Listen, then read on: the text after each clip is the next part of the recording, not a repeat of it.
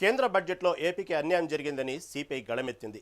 నంద్యాల జిల్లా సిపిఐ కార్యదర్శి రంగనాయుడు కేంద్ర రాష్ట్ర ప్రభుత్వాలపై తీవ్రస్థాయిలో విరుచుకుపడ్డారు. ఏపీకి ఒక్క పైసా నిధులు కేటాయించకపోయినా కూటమి ఎంపీలు ఎందుకు మౌనంగా ఉన్నారని ప్రశ్నించారు. విభజన హామీలు, పోలవరం ప్రాజెక్టు, అమరావతి అభివృద్ధి, విశాఖ స్టీల్ ప్లాంట్ ప్రైవేటీకరణ వంటి అంశాల్లో కేంద్రం రాష్ట్రాన్ని దారుణంగా మోసం చేసిందని ఆరోపించారు. 22 మంది ఎంపీలు ఉన్నా ఢిల్లీలో నోరు మెదకపోవడం వెనుక ఆంతర్యమేమిటని నిలదీశారు. కేంద్రంలోని మోదీ సర్కార్ కేవలం కార్పొరేట్ సంస్థలకే ఊడిగం చేస్తోందని మండిపడ్డారు. 11 సంవత్సరాల పైన అయితే ఉంది. ఒక నిర్మలా సీతారామన్ గారే 9 సార్లు కేంద్ర ప్రవేశపెట్టామని చెప్పి గొప్పలు చెప్పుకుంటా ఉన్నారు. కానీ ఆంధ్రప్రదేశ్ ప్రజానికానికి ఏమైనా మేలు చేశారా? ఈరోజు పోలవరాన్ని ఆటకెక్కించారు. లేదంటే వెనుకబడినటువంటి ప్రాంతాలు రాయలసీమ కానీ లేదంటే ఉత్తరాంధ్ర కానీ ఈ ప్రాంతాలకు ప్రత్యేక ప్యాకేజ్ ఇస్తామని ఆ రోజు రాష్ట్ర విభజనలో స్పష్టంగా హామీలు ఇచ్చారు. కానీ ఈ బడ్జెట్లో ఎలాంటి నిధులు కేటాయించకపోవడం అనేటువంటి చాలా దుర్మార్గమైన విషయం. ఈరోజు మీరు ఏటా 2 కోట్ల మందికి నిరుద్యోగులకి ఉపాధి కల్పిస్తామని చెప్పేసి గొప్పలు చెప్పుకున్న నరేంద్ర మోడీ ప్రభుత్వం ఈ ఆంధ్రప్రదేశ్లో ఉన్నటువంటి కడప రాయలసీమ జిల్లాలో బ్రాహ్మణి స్టీల్ ఉక్కు ఫ్యాక్టరీకి ఒక్క నిధులు కేటాయించలేదు. ఉన్నటువంటి విశాఖ ఉక్కు పరిశ్రమని ప్రైవేటీకరణ చేస్తారని చెప్తున్నారు. ఈరోజు పోలవరం, అమరావతి అని చెప్పుకుంటున్నారు. పోలవరం, అమరావతి అభివృద్ధి చేయండి, కానీ వెనుకబడినటువంటి ప్రాంతాల్లో కానీ లేదా రాష్ట్ర విభజనలో ప్రత్యేక హోదా ఇస్తాం, ప్రత్యేక నిధులు కేటాయిస్తాం, ఈరోజు బుందేల్ఖండ్ తరహా పరిశ్రమ ప్యాకేజ్ ఇస్తామన్నటువంటి నరేంద్ర మోడీ ప్రభుత్వం ఈరోజు అవన్నీ గుండుసున్న చుట్టి కేవలం కార్పొరేట్లకు ఊడిగం చేసేటువంటి విధంగా ఈరోజు కేంద్రం బడ్జెట్ ఉందని చెప్పేసి మేము ఆ సిపిఐగా ఆరోపిస్తా ఉన్నాం. ఏపీ బడ్జెట్ 2026-27పై సర్వత్రా హర్షం వ్యక్తమవుతుంది. ఆర్థిక మంత్రి పయ్యావుల కేశవ్ ప్రవేశపెట్టిన ఈ బడ్జెట్ సీఎం చంద్రబాబు దూరదృష్టికి నిదర్శనమని RTC zone 2 chairman Reddy Appalanaidu కొనియాడారు. ఏలూరులోని పార్టీ కార్యాలయంలో జరిగిన మీడియా సమావేశంలో ఆయన పాల్గొన్నారు. 3,32,205 కోట్ల రూపాయలతో రూపొందించిన ఈ బడ్జెట్ రాష్ట్ర సమగ్రాభివృద్ధికి బాటలు వేస్తుందని ధీమా వ్యక్తం చేశారు. అభివృద్ధి, సంక్షేమం అనే 2 చక్రాలతో కూటమి ప్రభుత్వం రాష్ట్రాన్ని ముందుకు తీసుకెళ్తుందన్నారు. ముఖ్యంగా వ్యవసాయ రంగానికి ఈ బడ్జెట్ పెద్దపీట వేసిందని అప్పలనాయుడు స్పష్టం చేశారు.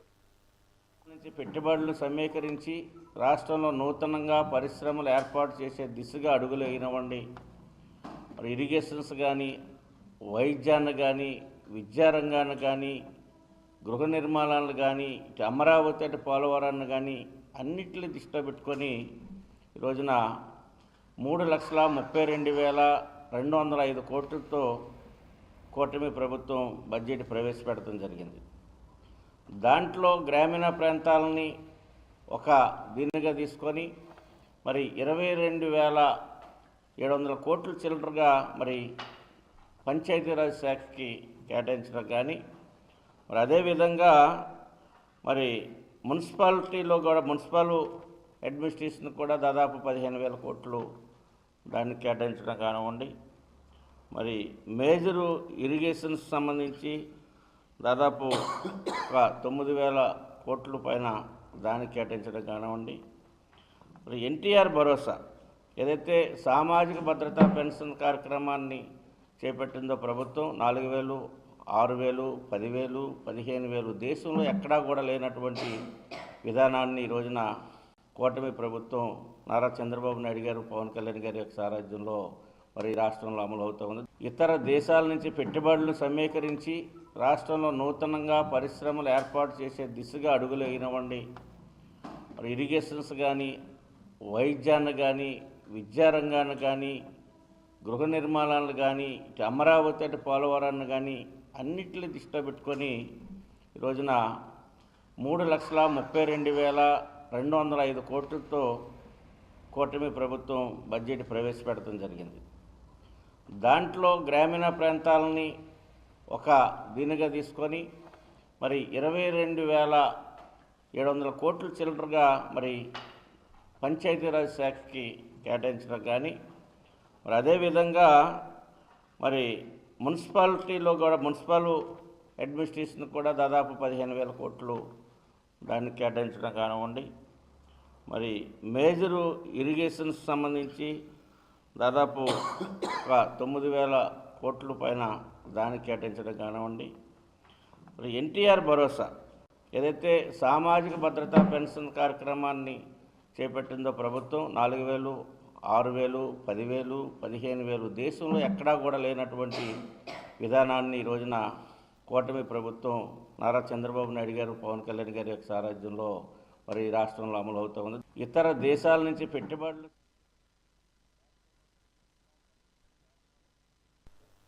పలమనేరు నియోజకవర్గ టీడీపీ కార్యాలయంలో టీడీపీ నాయకులు మీడియా సమావేశం నిర్వహించారు. 2 రోజుల క్రితం వైసీపీ నేతలు చేసిన నిరాధారమైన ఆరోపణలు వారు తీవ్రంగా ఖండించారు. వైసీపీ నేతల తీరు దయ్యాలు వేదాలు వల్లించినట్లు ఉందన్నారు. అవినీతిపై వారు మాట్లాడడం హాస్యాస్పదమని ఎద్దేవా చేశారు. అభివృద్ధిలో పోటీపడాలి తప్ప అబద్ధాలతో ప్రజలను మభ్యపెట్టవద్దని హితవు పలికారు. అవాస్తవ ప్రచారాలు కట్టబెట్టకపోతే తీవ్ర పరిణామాలు ఉంటాయని హెచ్చరించారు. నెంబర్లో 2 ఎకరాల 20 సెంట్ల భూమిని కలెక్టర్ గారు ఆదేశిస్తే తహసీల్దార్ గారు హ్యాండ్ ఓవర్ చేసుకోమని చెప్పడం జరిగింది. మీకు ఒక రికార్డ్ కూడా ఇచ్చాడు అతను. మేము ఇస్తున్నాం, కలెక్టర్ గారు ఇచ్చిన ఆర్డర్ అనేసి. ఆ ఆర్డర్లో ఏమీ లేదు. అయ్యా, డీకేటీ పట్టా అంటే ప్రభుత్వ భూమి. ఆ భూమి మనకి సాగు చేసుకునే వరకే హక్కు ఉంటుంది, అంతేగాని అమ్మే హక్కు ఉండదు. కానీ మనం సెటిల్మెంట్ కోసం నేను మార్కెట్ వాల్యూకి అడిగింది వాస్తవం. దాని గురించి తహసీల్దార్ గారి దగ్గర కోర్టులో పోరాడుతున్నాను, ఇది వాస్తవం. అంతేగాని ఇతను వచ్చి ఫేక్ సర్టిఫికేట్ తీసుకొచ్చి భూమిని హ్యాండ్ ఓవర్ చేసుకోమంటే ఇది తప్ప కాదని మేము తెలియజేస్తున్నాను. ముఖ్యంగా ఈ భూమి మా పూర్వీకుల నుంచి వచ్చింది. ఈ భూమికి మా తండ్రి గారు నా భాగరీత్యా నాకు ఇచ్చారు. ఈ భూమికి వారసులు మా అక్కోళ్ళు 2 ఉన్నారు, నా తమ్ముడు ఉన్నారు, మా అప్పకు పుట్టినోళ్ళు. కానీ బయట వాళ్ళంతా ఎందుకు అడుగుతున్నారు నాకు అర్థం కాల. నేనేమైనా ఫేక్ చేసింటే తహసీల్దార్ అడగాల, ఇతను ఎందుకు అడుగుతున్నారో నాకు అర్థం కాలేదు. 302 సర్వే. ఇదివరకే కొన్ని రోజుల క్రితం మన ఎమ్మెల్యే గారు అయితేనేమి, సంబంధించిన నాయకులు అయితేనేమి ఏదో ఒక మీటింగ్ పెట్టుకున్నారు. వాళ్ళు మీటింగ్ పెట్టుకున్నప్పుడు వాళ్ళు ఏం చేయాలంటే వాళ్ళ అభివృద్ధిని కానీ వాళ్ళు చేసే అభివృద్ధిని కానీ చెప్పుకొని, అంతేగాని ఏదో మీటింగ్ పెట్టుకునేది మన కోసం మన అభివృద్ధి చేసుకోవడం అమరన్న గురించి మాట్లాడేంత హక్కు ఆయనకు లేదు. అమరన్న ఎక్స్పీరియన్స్, ఆయన అనుభవం అంత లేదు నీ వయసు. ఆయన పుట్టినప్పటి నుంచి రాజుగా, మగధీరుడుగా, వీరాది వీరుడుగా, మచ్చలేని నాయకుడుగా ఎదిగినాడే తప్ప నీ మాదిరి కోర్టుల్లో అక్కడ ఇక్కడ పోయి ఇవే కోర్టులంతా చేలు కట్టుకుని నిలబడుకునే వ్యక్తి కాదు అతను. అభివృద్ధి అంటే అమరన్న అంటే అభివృద్ధి. తెలుగుదేశం ఎప్పుడు కూడా రైతులు కానీ అన్ని విధాలు కూడా కాపాడుకునేది తెలుగుదేశం పార్టీ. ఈ తెలుగుదేశం పార్టీని, ఈ కూటమి ప్రభుత్వంని విడదీసేదానికి మీరు లేనిపోని కక్ష రూపంలో మాకు కలతలు పెట్టి మీ కుట్ర రాజకీయం చేస్తే మేము దీన్ని సహించం. ఇదివరకే కొన్ని రోజుల క్రితం మన ఎమ్మెల్యే గారు అయితేనేమి ఏదో ఒక మీటింగ్ పెట్టుకున్నారు. మన పార్టీ ఎక్కడి నుంచి ఎక్కడికి వచ్చింది, నెక్స్ట్ మనం ఎలా ముందుకు పోవాలా అనే విషయాలు మాట్లాడితే బాగుంటుంది. మీ మీటింగ్లో కూడా మా నాయకుడి గురించి మాట్లాడితే ఎలా చెప్పండి? నేను మిమ్మల్ని మీ ప్రెస్ మీట్ పెట్టిన తర్వాత మిమ్మల్ని అడిగింది ఒకటి మా వాళ్ళు ఏమడిగారు? దానికి సమాధానం చెప్పకుండా వేరే మాటలు మాట్లాడుతున్నారు. మా వాళ్ళు అడిగిన దానికి సమాధానం చెప్తే హ్యాపీగా ఉంటుంది. ఎందుకంటే ప్రజలు కూడా ఏం రా వీళ్ళు ఒకటి అడిగితే ఇంకోటి సమాధానం ఇస్తున్నారు అనేసి కూడా అసలు మన ప్రెస్ మీట్ చూడడం లేదు ప్రజలు కూడా. కాబట్టి దయచేసి ఇక్కడ దృష్టి పెట్టండి. మీరు ఎలా డెవలప్ కావాలో, ఏ విధంగా మన పార్టీ అభివృద్ధిలో తీసుకొని పోవాలో దాని గురించి ఆలోచిస్తే బాగుంటుంది.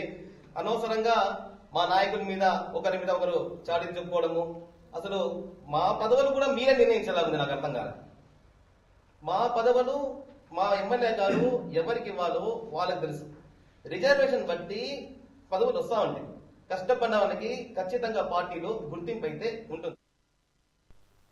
ఏపీ టూరిజం ఆధ్వర్యంలో బైక్ ర్యాలీని నిర్వహించారు. 1976 నుంచి ఏర్పాటైన ఈ సంస్థ 50 ఏళ్లు పూర్తి చేసుకుంది.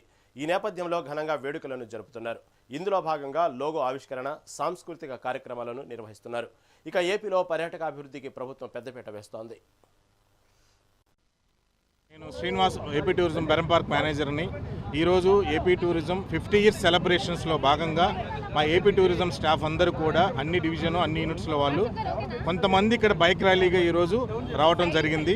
ఈ బైక్ ర్యాలీ ఉద్దేశం ఏంటంటే, మేము టూరిజంకి 50 సంవత్సరాలు అవుతుంది. అంటే 1976 నుంచి 2026 వరకు ఈరోజు 18వ తారీఖుతో 50 ఇయర్స్ నిండింది. ఈరోజు 50 ఇయర్స్ సెలబ్రేషన్స్లో భాగంగా భవానీ ఐలాండ్లో లోగో ఆవిష్కరణ, మా చైర్మన్ గారు, ఎండీ గారు అందరూ కూడా వస్తున్నారు. అందరం కూడా ఇక్కడి నుంచి ర్యాలీగా బెరం పార్క్ వెళ్ళి బెరం పార్క్లో అక్కడ పార్క్ చేసుకొని అక్కడి నుంచి బోట్లో వెళ్ళిపోయి అందరూ సాంస్కృతిక కార్యక్రమాలు, లోగో ఆవిష్కరణ, తదితర కార్యక్రమాలు, రిటైర్డ్ ఎంప్లాయీస్ని గౌరవించుకోవడం తదితర కార్యక్రమాలు జరుగుతున్నాయి. ఏపీ అసెంబ్లీ ప్రాంగణంలో ప్రత్యేక చేనేత స్టాల్స్ ప్రారంభమయ్యాయి. ఈ స్టాల్స్ను speaker Ayyanna Patrudu, deputy speaker Raghurama Krishnam Raju ప్రారంభించారు. అనంతరం ప్రతి స్టాల్ను సందర్శించి చేనేత ఉత్పత్తులను పరిశీలించారు. చేనేత వస్త్రాలు మన తెలుగు సంస్కృతి సంప్రదాయాలకు ప్రతీక అని ఆయన అన్నారు. చేనేత వస్త్రాలను వినియోగిస్తే కార్మికుల శ్రమకు గౌరవం ఇచ్చినట్లేనని వారు పిలుపునిచ్చారు. ఈ స్టాల్స్ 5 రోజుల పాటు అసెంబ్లీ ప్రాంగణంలో అందుబాటులో ఉంటాయన్నారు.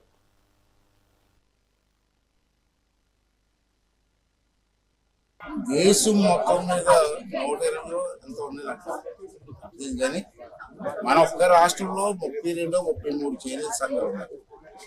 ఎక్కువ శాతం దేశంలో సంఘాలు ఉన్నటువంటి రాష్ట్రం ఆంధ్ర రాష్ట్రం. చేనేత కార్మికులు ఎంతమంది ఉన్నారు. ఈ ప్రభుత్వం కూడా వారి కోసం మేడం గారు వారు కూడా ఉచిత కానీ అని కూడా అంతా ఏర్పాటు చేసి కార్మికులందరూ ఆడుకుంటున్నారు. ముఖ్యంగా ఈవేళ అన్ని షాపులు ఒకే వేదిగారు. మనం మార్కెట్కి వెళ్తే ఒక్కో షాపు ఒక ఉంటుంది. అన్ని షాపులు ఒకే దగ్గర పెట్టి ఈవేళ ఆ షాపుని ప్రజలకు తెలియడం మన రాష్ట్రంలో తయారు చీరలు ఇన్ని ఉన్నాయి, ఇన్ని రకాలు ఉన్నాయి, ప్రజలు చాలా తెలియదు. ఈ ఎగ్జిబిషన్ వల్ల అందరికి తెలిసింది. మరి ఇటువంటి కార్యక్రమం ఏర్పాటు చేసినటువంటి మంత్రి గారికి, అలాగే దీన్ని సహకరించినటువంటి చంద్రబాబు నాయుడు గారు, పవన్ కళ్యాణ్ గారికి, ఈ ప్రభుత్వానికి మనస్ఫూర్తిగా ధన్యవాదాలు. ఏలూరు కలెక్టరేట్లో ఎలక్ట్రికల్ ఆటోలను పంపిణీ చేశారు. ఏపీ స్వచ్ఛాంధ్ర కార్పొరేషన్ ద్వారా లబ్ధిదారులకు ఆటోలను అందజేశారు. తొలి విడతలో నియోజకవర్గానికి ఒక్కొక్క ఆటో చొప్పున 7 గ్రామ పంచాయతీలకు ఆటోలను అందజేశారు. ఇక ఈ కార్యక్రమంలో AP Swachhandhra corporation chairman Kommareddy Pattabhiram, జిల్లా కలెక్టర్ వెట్రిసెల్వి, జిల్లా పరిషత్ చైర్పర్సన్ ఘంటా పద్మశ్రీ పాల్గొన్నారు. రాష్ట్రాన్ని ఆరోగ్య ఆంధ్రప్రదేశ్గా తీర్చిదిద్దుతామని పట్టాభిరామ్ అన్నారు.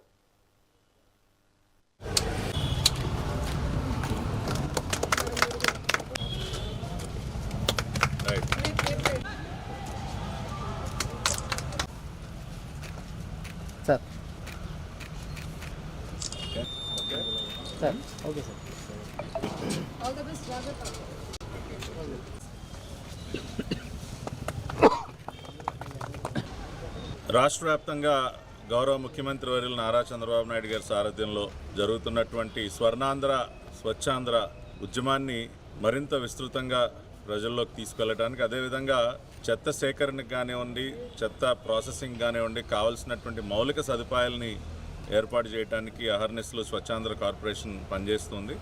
దానిలో భాగంగానే రాష్ట్ర వ్యాప్తంగా పెద్ద ఎత్తున ఎలక్ట్రిక్ వాహనాలు, డోర్ టు డోర్ వేస్ట్ కలెక్షన్కి ఎలక్ట్రిక్ వాహనాలు కానీ, ట్రైసైకిల్స్ కానీ, పుష్ కార్ట్స్ కానీ ఇవన్నీ కూడా పెద్ద ఎత్తున అందజేస్తున్నాం. దాదాపు 12,000 ట్రైసైకిల్స్ రాష్ట్ర వ్యాప్తంగా అనేక గ్రామ పంచాయతీలకు పంపిణీ చేస్తున్నాం. 5,000కు పైగా పుష్ కార్ట్స్ పంపిణీ చేస్తున్నాం. అదేవిధంగా పైలట్ బేసిస్ మీద ఒక 200 ఎలక్ట్రిక్ ఆటోస్ను కూడా పంపిణీ చేస్తున్నాం. నెక్స్ట్ ఫేజ్లో 5,000 పాపులేషన్ పైబడి ఉన్నటువంటి గ్రామాలకు ఇంకా అదనంగా దాదాపు 3,000 ఎలక్ట్రిక్ ఆటోస్ను కూడా ఇచ్చే కార్యక్రమానికి శ్రీకారం చుట్టుకుందాం. దానిలో భాగంగానే ఇవాళ ఏలూరు జిల్లాలో గౌరవ జిల్లా కలెక్టర్ గారి కార్యాలయంలో, అదేవిధంగా జిల్లా పరిషత్ చైర్పర్సన్ గారు, ఇంకా మా స్వచ్ఛాంధ్ర కార్పొరేషన్ డైరెక్టర్స్, ఇతర పెద్దల సమక్షంలో ఈ జిల్లాకు సంబంధించినటువంటి ఎలక్ట్రిక్ వాహనాల్ని అందజేయటం జరిగింది సంబంధిత పంచాయతీ సెక్రటరీస్కి.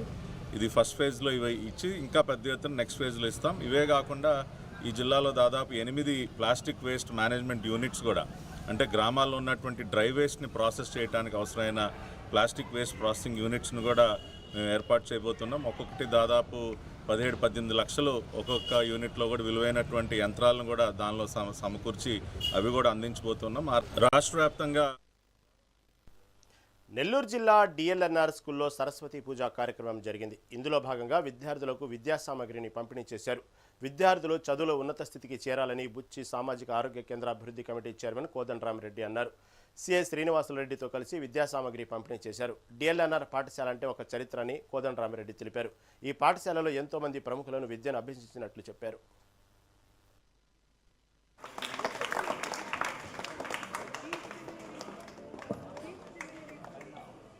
నెక్స్ట్ జి శృతి.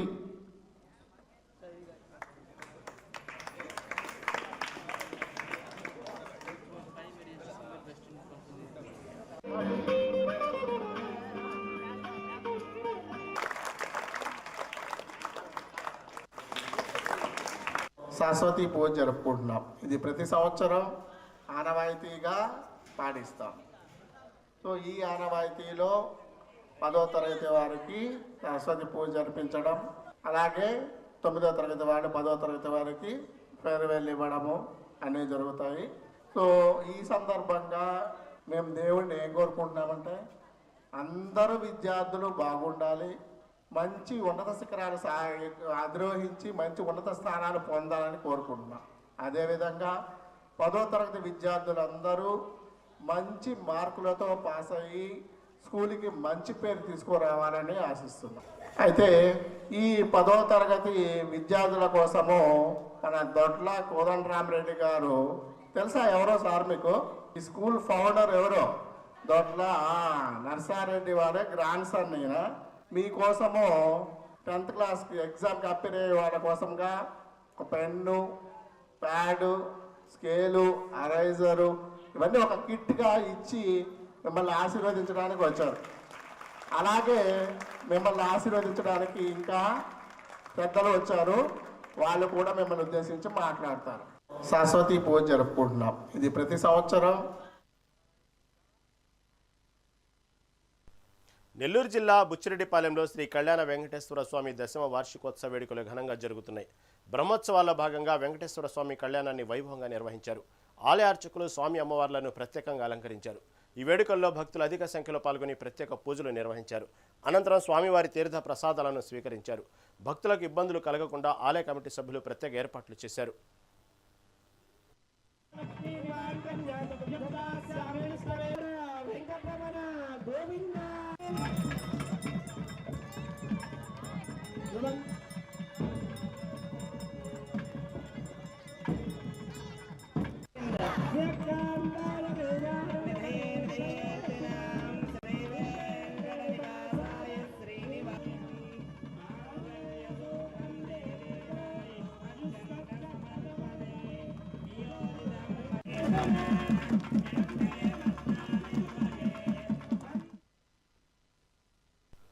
పశ్చిమ గోదావరి జిల్లా పలసదేవి పోస్టాఫీసులో భారీ కుంభకోణం వెలుగులోకి వచ్చింది. ఖాతాదారుల నమ్మకాన్ని ఆసరాగా చేసుకుని బ్రాంచ్ పోస్ట్ మాస్టర్ ప్రసాద్ సుమారు 30 లక్షల రూపాయల మేర నిధులను దారి మళ్లించినట్లు ఆరోపణలు వస్తున్నాయి.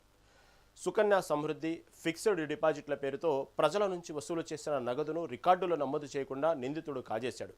బాధితులు పోస్టాఫీస్ ముందు ధర్నాకు దిగడంతో విషయం వెలుగులోకి వచ్చింది. రంగంలోకి దిగిన తపాలా శాఖ ఉన్నతాధికారులు రికార్డులను క్షుణ్ణంగా తనిఖీ చేశారు. తమ కష్టార్జితం తిరిగి వస్తుందో లేదోనని బాధితులు తీవ్ర ఆందోళన వ్యక్తం చేస్తున్నారు.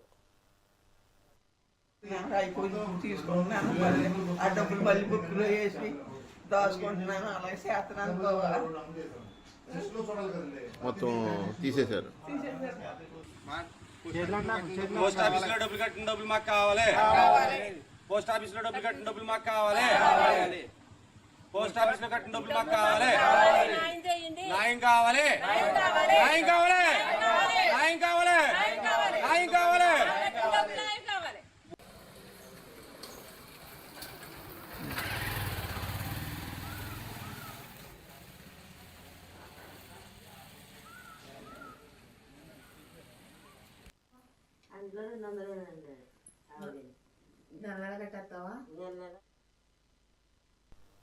తిరుపతిలో ఛత్రపతి శివాజీ మహారాజ్ జయంతి వేడుకలు ఘనంగా జరిగాయి. టీడీపీ నేతలు, వివిధ హిందూ సంస్థల కార్యకర్తలు, మరాఠా సంఘాల ప్రతినిధులు ఈ కార్యక్రమంలో పాల్గొన్నారు. ఈ సందర్భంగా శివాజీ మహారాజ్కు పూలమాలలు వేసి ఘనంగా నివాళులర్పించారు. శివాజీ మహారాజ్ ధైర్య సాహసాలను కీర్తిస్తూ యువత భారీ బైక్ ర్యాలీ చేపట్టారు. సంప్రదాయ నృత్యాలతో నిర్వహించిన ఊరేగింపులు ప్రధాన ఆకర్షణగా నిలిచాయి. జై భవానీ, జై శివాజీ నినాదాలతో తిరుపతి వీధులు మార్మోగాయి.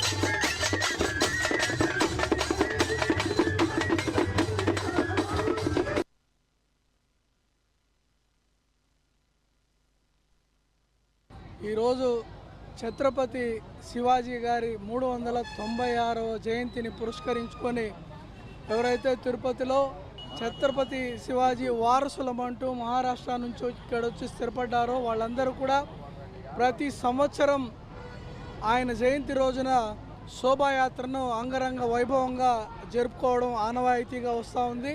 మనం చిన్నప్పుడు ఛత్రపతి శివాజీ గారి గురించి, అతని శౌర్య పరాక్రమాల గురించి, అతని విజయాల గురించి చిన్నప్పుడు స్కూల్లో చదువుకున్నాం. ఈరోజు అదే పేరుతో మహారాష్ట్రలో ఒక బలమైన వర్గం అక్కడ రాజ్యమేలుతూ ఉందంటే ఛత్రపతి శివాజీ గారి శౌర్య పరాక్రమాల గురించి భారతదేశం కాదు ప్రపంచం మొత్తం కూడా తెలుసు. మరి ఈ సందర్భంగా ప్రతి సంవత్సరము ఇక్కడ ఈ శోభాయాత్ర నిర్వహిస్తున్నటువంటి ఈ సంఘ సభ్యులందరికీ కూడా, ఎవరైతే ఆర్గనైజర్స్ ఉన్నారో వాళ్ళందరికీ కూడా మరొకసారి నా హృదయపూర్వక నమస్కారాలు, శుభాకాంక్షలు తెలియజేస్తున్నాను.